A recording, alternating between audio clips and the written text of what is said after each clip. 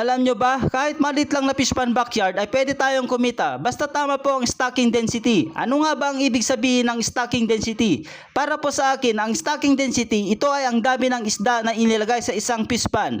Importante po ito para maiwasan ang stress, sakit at pagkamatay ng isda. Sa akin po, ito nga pala yung mga tatlong uri sa fish pan system: extensive system, semi-intensive at intensive. Dito nakabase kung ilang fingerlings ng tilapia ang ilalagay mo. Sa extensive system, mga 3 to 5 fingerlings ng tilapia per square meter. Pwedeng umaasa lang ito sa natural food tulad ng lumot at plankton. Tipid nga po sa gastos pero mabagal ang paglaki at maliit ang ani. Sa semi-intensive system, 5 to 10 fingerlings ng tilapia per square meter. Pinagsasabay ang natural food at supplemental feeds.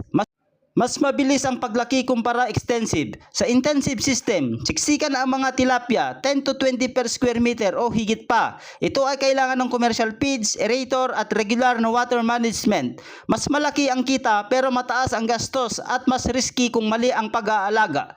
Tip ko lang po sa mga beginner ng tilapia farming backyard fish pan, magsimula po muna sa extensive o semi-intensive para mas madaling i-manage at mas mataas ang survival rate. At yan lang po ang aking may video share today. Sana nakatulong ang video na ito. Maraming salamat. Mag-ingat po tayong lahat.